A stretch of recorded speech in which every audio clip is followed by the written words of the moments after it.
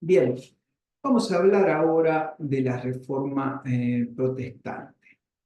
Uno de sus principales exponentes, Martín Lutero, que nace en 1483 y muere en 1546. La Reforma protestante surge en el siglo XVI en un momento de profunda crisis de la Iglesia católica. El papado es cuestionado por la corrupción, por los lujos y por la venta de indulgencias, lo que generaba lógicamente el descontento popular. Recordemos, una de las características del Renacimiento es que había impulsado el pensamiento crítico, el regreso a la Biblia y a la valorización de la razón. Recordemos también que la imprenta permite difundir las ideas de forma mucho más fluida que en la etapa anterior, que como les dije era escribir o copiar un libro a mano.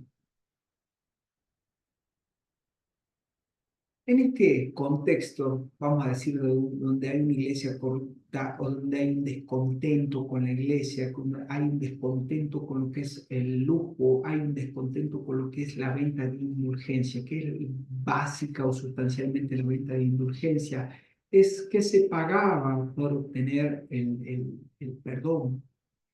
Esto al punto de que, por ejemplo, nosotros tenemos la creencia o la creencia cristiana, la creencia católica de la existencia del purgatorio, es decir, luego que fallecemos, tenemos un paso por el purgatorio donde vamos a purgar nuestros pecados antes de ingresar al cielo. Que hacia la iglesia te vendía, e inclusive te vendía lo que es para que ya sea para tu propia alma o para la de familiares, te vendía la posibilidad de que ese periodo o ese tiempo en el purgatorio sea lo más breve posible. ¿Qué hace Martín Lutero en este contexto? ¿Qué hace? Publica sus 95 tesis y cuestiona la autoridad del Papa. Recordemos que ya tenemos lo que es la invención de la imprenta, su mensaje se expande rápidamente y provoca lógicamente una ruptura religiosa y política. La reforma da origen a nuevas iglesias cristianas y a una nueva relación entre lo que es el individuo, la fe y el poder. Hay que tener en cuenta, estamos hablando de esta relación, que esencialmente, ¿cuál es el nuevo, cómo será el cambio en esta esfera más personal? Lutero va a sostener que uno gana la salvación recurriendo o de forma directa a la Biblia sin necesidad de la mediación de toda la estructura burocrática del poder de lo que es la iglesia. Esto lógicamente implica una ruptura, es decir, ¿cómo es esto de que me puedo salvar directamente sin la necesidad del aparato de la iglesia en la tierra? Simplemente teniendo una relación a través de lo que es la Biblia, a través de las enseñanzas de Cristo, sin atender a lo que es el poder de la iglesia en la tierra. Entonces, esto genera, sí, así, una ruptura en la iglesia. Iglesia que, reiteramos, tenemos con la venta de indulgencia, tenemos con el clero viviendo en el lujo, todas cuestiones que generan descontento en la población.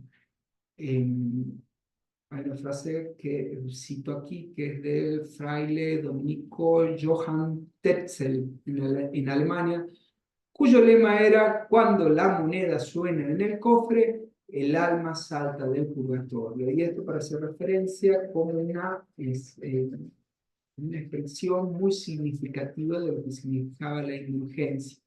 Sustancialmente, la Iglesia te vende el perdón. No es más ni menos que eso. Es un negocio que se convierte de forma masiva. Lutero, ¿qué hace? La critica. ¿A través de qué? De lo que se dice son sus 95 tesis. Uno dice, ¿por qué se llama protestante? Hablábamos de reforma protestante. Porque en Alemania el emperador Carlos V intenta prohibir la expansión del luteranismo. Entonces, un grupo de príncipes y ciudades alemanas que siguen las ideas de Lutero, cuando ve que el emperador la prohíbe, protestan oficialmente contra la decisión imperial, y de esa protesta formal nace el término de protestantes. Una cuestión que a mí siempre me llama la atención, sobre todo cuando uno ve o consume, como consumimos todos, me imagino, lo que es películas, series de origen norteamericano. Vemos que el sacerdote se puede casar, por ejemplo. Y uno dice, pero ¿cómo es posible si nosotros, católicos, apostólicos, romanos, no permite esto, sino que nosotros tenemos el celibato? Para los protestantes, el celibato obligatorio no fue instituido por Cristo. El argumento que utilizan es que no aparece como un mandato en la Biblia. En el Nuevo Testamento dice se permite que los obispos y presbíteros tengan esposa. Consideran entonces que prohibir el matrimonio a los sacerdotes era contrario a las Escrituras. Como pueden ver, hay una serie de cuestiones que vienen directamente, son muy disruptivas estas ideas respecto del orden de la Iglesia que se encuentra, se encuentra vigente. Es decir, rompo con la autoridad, no necesito de la Iglesia para ganar al cielo, cuando justamente estamos, o para ganar la salvación, mejor dicho, cuando justamente el negocio masivo de la Iglesia, es decir, yo te pagame, llename el cofre, así obtenés tu salvación. Entonces, para Lutero basta creer verdaderamente en Dios sin intermediarios.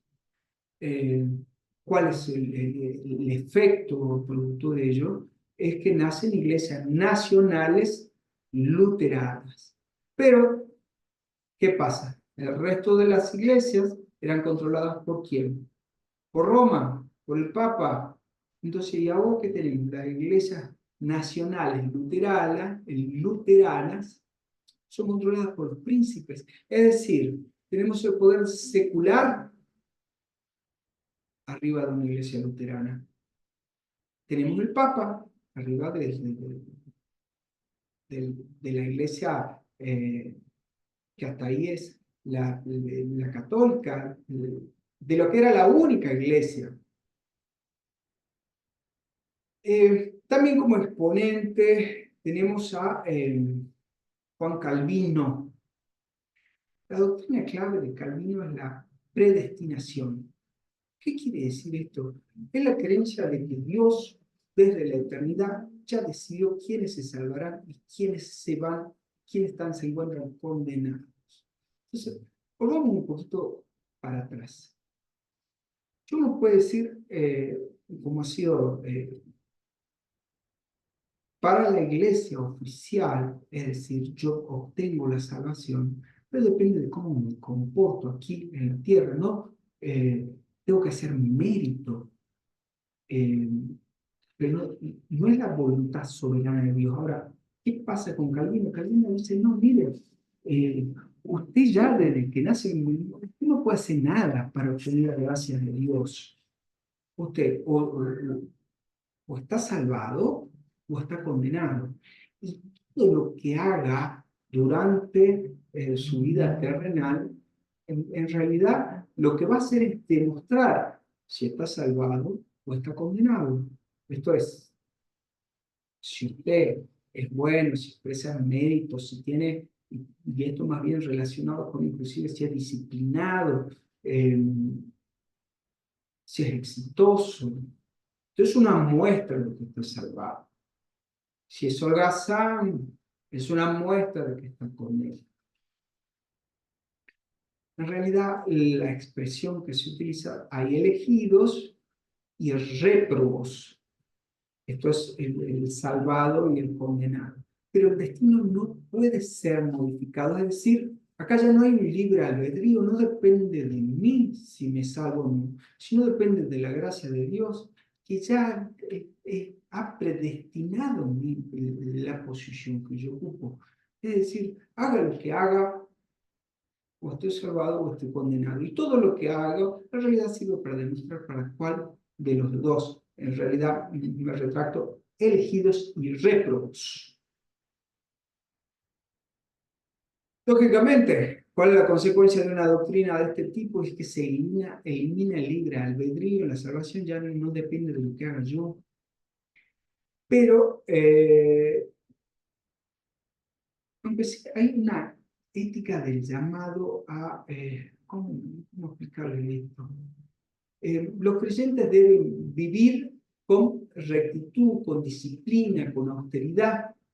Y esa conducta, vuelvo a decir, no para salvarnos, sino porque esa conducta es la virtuosa y es un signo visible de que hemos sido elegidos, de que somos los salvados.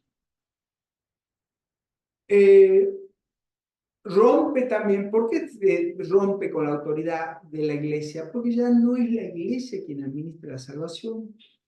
Cada creyente vive en su soledad y la responsabilidad es personal.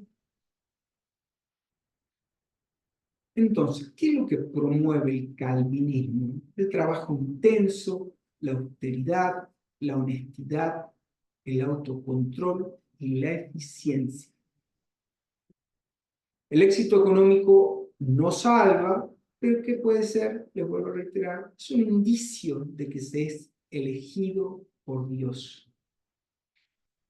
Esto genera una ética de trabajo muy importante, del trabajo protestante, muy influyente en el capitalismo moderno.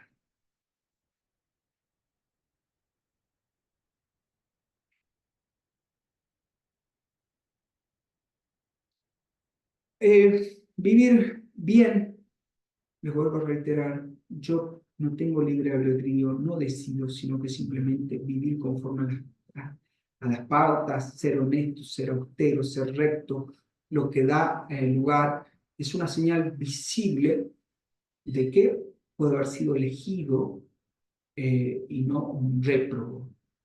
Esto es Calvino. Vamos a tratar ahora Bodin y el concepto de soberanía.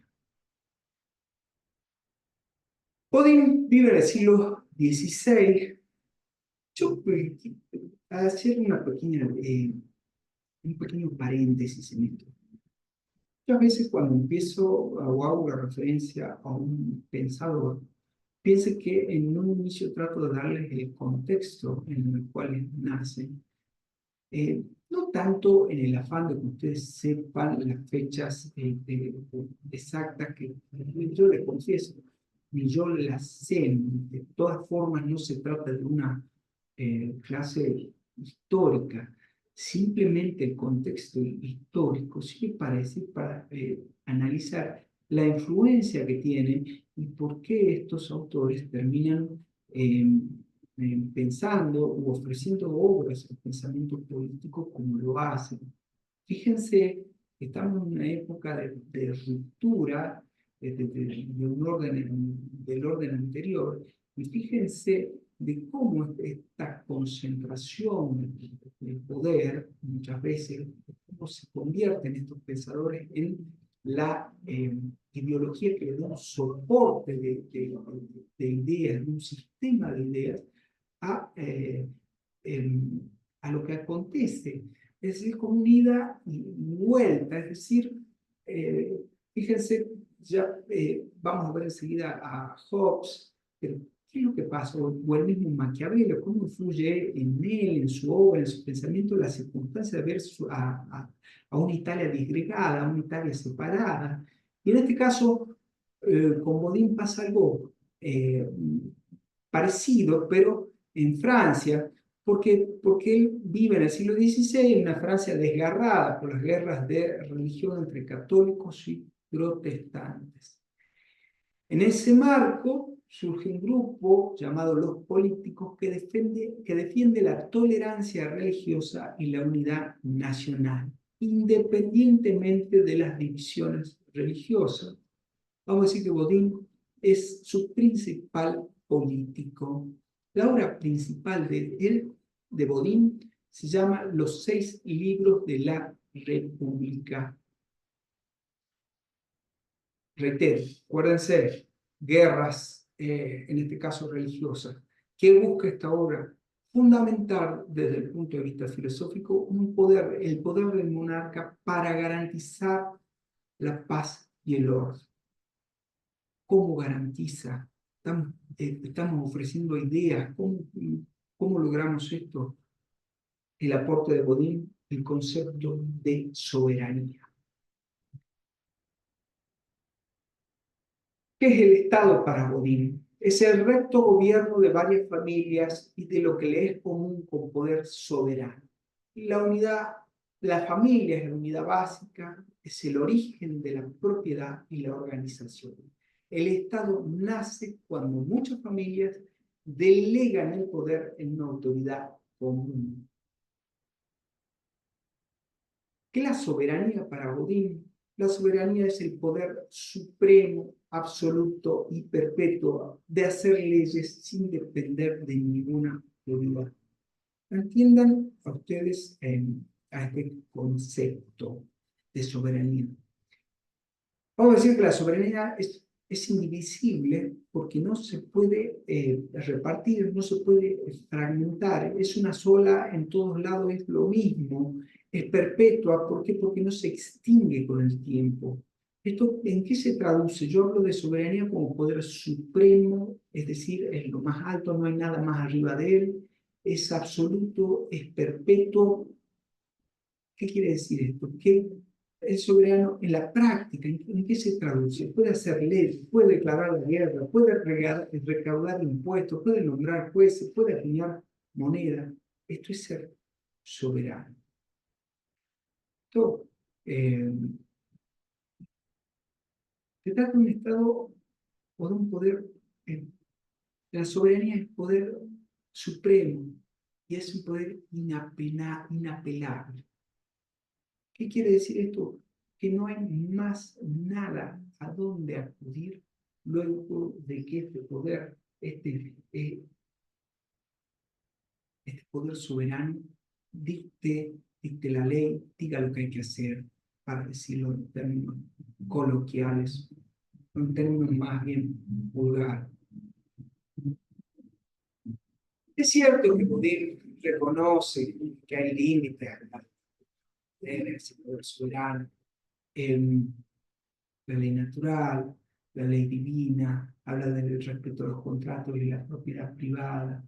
No se trata de una obra donde uno pueda resaltar una sistematización tal donde encuentre explicación a decir, por ejemplo, lo que yo mismo estoy diciendo, pero cómo que es supremo, encuentro estos límites. Es decir, cuando yo digo no se trata de algo que pueda entenderse, que sea un ejemplo de dogmática donde cada cosa encuentra su explicación, sino simplemente que el aporte que hace para el pensamiento político es de soberanía. También, como un elemento adicional, el primero que hace un precursor de lo que es el ambientalismo político, porque va a relacionar la geografía o el carácter de los pueblos Nunca nadie antes lo había hecho. Defiende, lógicamente, como ideal, como forma de gobierno, la monarquía unitaria. Eh, ¿Por qué es importante o qué nos deja la teoría de Bodin? Es que funda el Estado moderno. Volvemos siempre al mismo concepto. Propone una autoridad única, superior a nobles, superior a la iglesia, superior a las ciudades, superior a todos. Entonces, define el principio de unidad política en un territorio. Por otro lado, separa, no confunde, sino por el contrario, discrimina lo que es el poder político del religioso. Aunque él es creyente, afirma que el soberano no depende del Papa, vamos a decir, porque su concepto de soberanía, siempre volvemos a su soberanía, es inapelable eh, el soberano. Si yo digo depende de esto, deja de serlo. Si yo digo depende del Papa, en realidad en todo caso, si yo dependo de alguien, en ese caso el que es supremo, el que es soberano, es el de quien dependo. Eh, Vuelvo a decir, no es que no reconozca límites, siempre sus límites están basados en el orden del derecho natural y en la propiedad privada. Introduce la idea de un poder fuerte, pero por cierto, no arbitrario.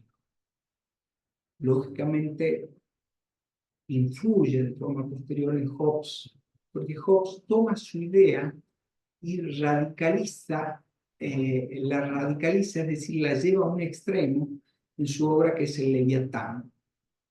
A su vez, Rousseau, vamos a ver en la obra más conocida para nosotros, es el contrato social, va a convertir o la convierte a esa soberanía en popular. Y el constitucionalismo moderno adopta su noción de fuente legítima de poder. En realidad, si uno está, la verdad, tengo muy mala memoria, pero la idea de que la soberanía reside en el pueblo es también acogida por nuestra Constitución nacional. Bien, le llega el turno ahora a Thomas Hobbes y el Leviatán.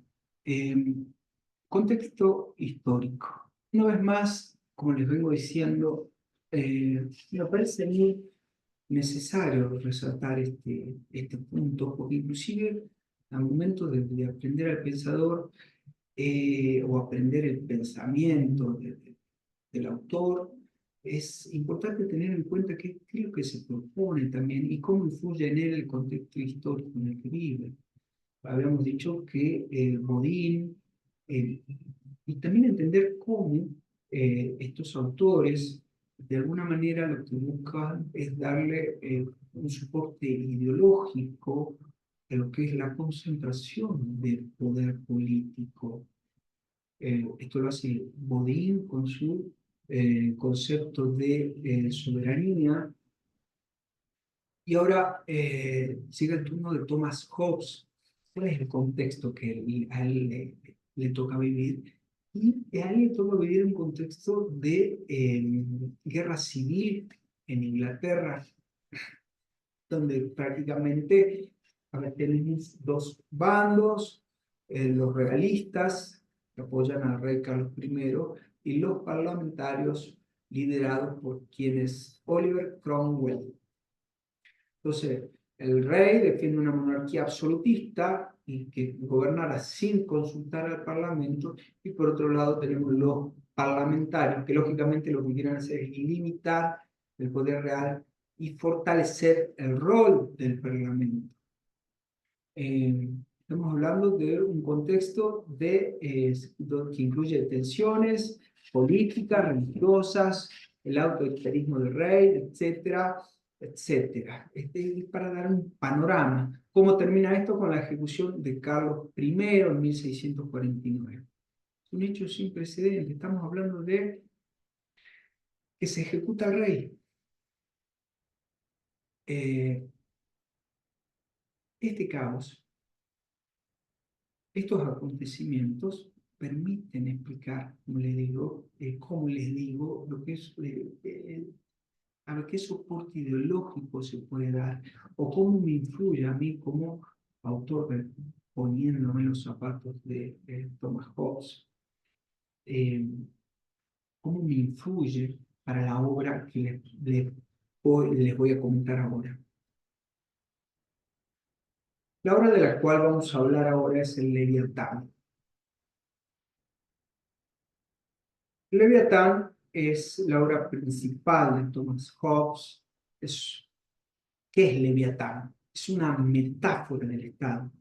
Se trata de un monstruo artificial creado por los hombres para defenderse del caos.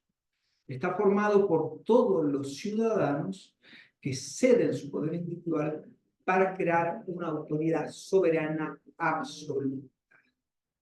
Yo creo que, bueno, ya lo vamos a tratar en un trabajo práctico, pero si ustedes buscan en Google, en la parte de imágenes, y ponen Leviatán, la tapa del libro es muy significativa de cómo se presenta el Leviatán. Ya lo vamos a tratar de forma más específica. ¿Qué dice Hobbes? Hobbes parte de una visión muy pesimista del ser humano, es decir, en su estado de naturaleza. Naturalmente el hombre que es egoísta, es ambicioso, es desconfiado. Y Hobbes nos habla de un estado de naturaleza, es decir, un estado previo, antes de la existencia del Estado, donde la vida es una guerra, es un caos, es la guerra de todos contra todos. No existe la justicia, no existe la propiedad, no existe la seguridad. Eh, la vida solitaria es pobre, brutal, es breve.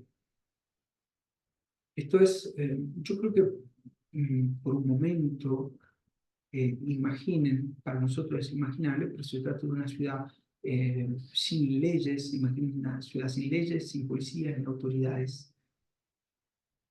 Yo acá, lo último que recuerdo, que por lo menos en esta provincia de mucho descontrol, eh, cuando se iniciaron los saqueos, por ejemplo, por motivo de un paro, eh, de la policía. Me recuerdo de ese caos. Bueno, salvando las enormes distancias, vamos a decir, pero imaginen ustedes, quiero que se vayan tomando una idea de qué es lo que trata de neutralizar Hobbes, de cómo su pensamiento trata de pensamiento político nos describe un estado natural donde el hombre es el lobo del hombre y cómo ese estado de naturaleza, cómo es posible superarlo. ¿Y cuál es el instrumento al cual él apela? Y es el contrato social. La solución que propone Hobbes es, es que los individuos acuerden ceder su libertad y su fuerza al Estado, al Leviatán, para que garantice la paz y la protección. Ahora, el contrato no se hace con el soberano, sino que lo hacemos entre los ciudadanos para otorgar ese poder al soberano. Es decir, es un contrato entre ciudadanos para otorgar al soberano. No se trata de que contratamos de forma directa con el soberano para decir, mire, yo le doy esto, si usted no me cumple, por ejemplo, tengo un derecho a resistirme. No. Se trata entre ciudadanos que concedemos al Estado, al Leviatán, nuestra libertad con la finalidad de garantizar siempre, tengo en cuenta, garantizar la paz, la protección. No hay nada peor para Hobbes que el caos.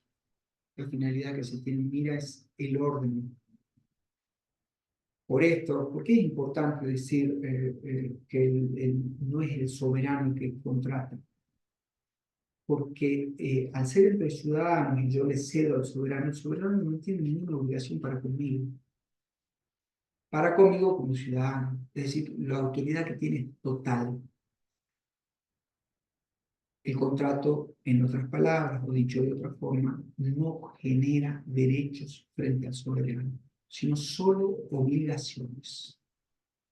¿Qué es lo que quiere Hobbes? Siempre es imposible entender a Hobbes sin contexto de caos, de desorden. ¿Qué quiere Hobbes? Defiende un Estado fuerte, un Estado centralizado y un Estado absoluto.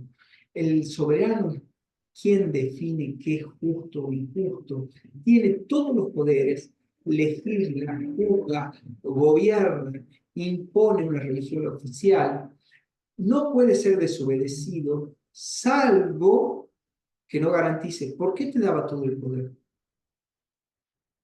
¿Cuál es la única excepción? Porque necesito orden. ¿Y qué necesito? Necesito seguridad. Esto es lo que siempre nos debe dar el soberano.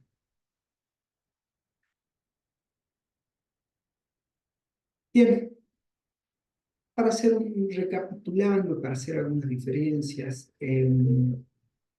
para Thomas Hobbes la soberanía es absoluta y sin restricciones, pero sin embargo, si mirábamos atrás para Bodin, la soberanía tenía ciertos límites. No sé si recuerdan, les había dicho que encontraba límites en la propiedad privada, en el derecho natural. Eh, Respecto a la libertad ciudadana, para Bodin, en la propiedad, lo vuelvo a decir, era inviolable, y para Hobbes solo se posee lo que permite la ley. Es decir, hay una mayor justificación de la concentración de poder en Hobbes. Eh, Vuelvo a decir, Hobbes vive en una época donde tenemos una guerra civil inglesa. Para él está lejos, no se preocupa tanto de un tirano o de la tiranía o de la degradación o de la corrupción de un poder absoluto, sino lo que más le preocupa es la guerra civil. No hay peor mal que el desorden, que el caos. El Estado absoluto es necesario para evitar el conflicto permanente. Vuelvo a reiterar la frase clave acá: el hombre es un lobo para el hombre. Por eso necesitamos ¿qué? Necesitamos el Leviatán que lo controle. Acá hay una pregunta que siempre, hay dos valores que siempre se encuentran en tensión en toda organización política. Yo les podría preguntar, si esta clase no fuera grabada, ¿qué prefieren ustedes? ¿Libertad sin seguridad o seguridad sin libertad? Es entre estos dos valores que se encuentran en tensión, donde constantemente lo vemos, donde inclusive encuentran significado en las noticias del día a día, sobre todo en la parte, la parte penal, donde más se representa o donde nosotros podemos ver con mayor claridad la utilización de la fuerza, la utilización de la violencia por parte del Estado.